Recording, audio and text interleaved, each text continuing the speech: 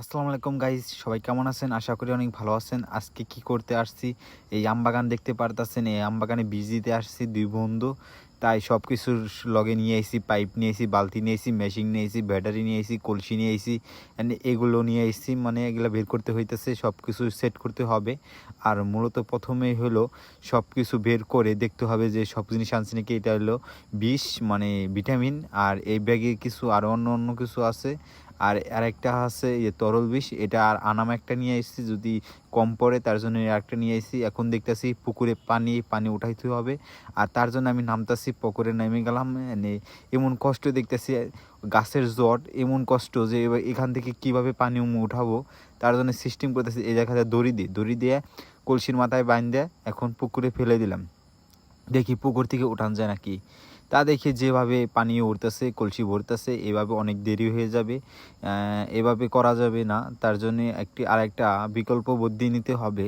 এভাবে অনেকক্ষণই লাগতেছে কলসিটা ভরতে, কিন্তু একটু একটু করে ভরতেছে। এভাবে যদি ভরি আমাদের কমসে কম আধা ঘন্টা লেগে যাবে একটা ড্রাম ভরতে। একটা ড্রামে 50 লিটার পানি আটে, দেখুন অল্প একটু পানি হইলো, এর বেশি হইতেছে না। এখন চিন্তা করতেছি কী করা যায়, কিভাবে উঠানো যায়। এর জন্য আরেকটা বুদ্ধি করলাম যে এখান থেকে বালতি দিয়ে, ওই যে বালতি একটা খালি একটা বালতি আছে, যদি বালতিটা দড়ি দিয়ে বান্ধি তাহলে ভালো মতো উঠান যাবো। অবশেষে বালতিটা বাইরে দিছে, এই কারণে এখন আমি পুকুর থেকে পানি তুলতে পারবো। তাই প্রথমে দেখেন কিভাবে এই ফালানোর লগে লগে বালতিটা ভরে গেছে। এখন একটাই কষ্ট, এই বালতিটা টাইনা ওঠানো অনেকটাই কষ্ট। অবশেষে ভরে লাইছি, ড্রাম 50 লিটার ভরে লাইছি। এখন এই বড় বালতিটা ধুয়ে নিলাম, কারণ এটার মধ্যে বীজ গুলাইতে হবে আর 12 গ্লাস পানি দিতে হবে। তবে 12 গ্লাস অলরেডি আমি পানি দিয়ে লাইছি। এখন এই যে বীজটা মানে গুলাইতে হবে, তাই 2 হাত দিয়ে গুলাই দিতেছি, জানি ভালো মতো গুলাই যায়। দেখতেছি কি সুন্দর করে, মানে একদম গুড়ের মতো কালার এসে গেছে। মনে হইতেছে একটু খেয়ালাই দেয়, কিন্তু খাইলে তো দিনের মতো শেষ, একবারে দুনিয়া সাইডে চলে যাব।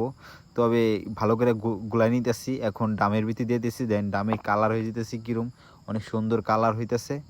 খালি এটা দিলেই হবে না, কিন্তু দলা দলা রয়েছে কিছু, ওটা ভালোভাবে গোলা দিতেছি, জানি একদম ভালো মতো হয়ে যায়। 2 গ্লাস দিতে হবে, তাই আপনার 50 লিটারে হয়ে যাবে। এখন কিছু তরল দিতে হবে, তাই বন্ধু এখন তরল দিয়ে দিতেছে, কারণ এটাই ওই আগেরটা দিলাম হলো ভিটামিন, আর এটা হলো বিষ, মানে পোকামাকড় থাকলে সেটা মরে যাব। অলরেডি দেওয়া শেষ।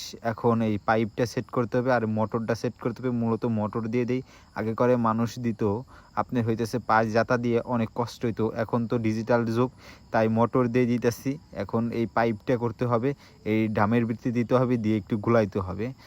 আমি একটু পাইপের ভিতরে ভরে নিলাম, আর এখন যে পাইপটা যেটাতে দিব সেটা আগে সেট করে নিতে হবে।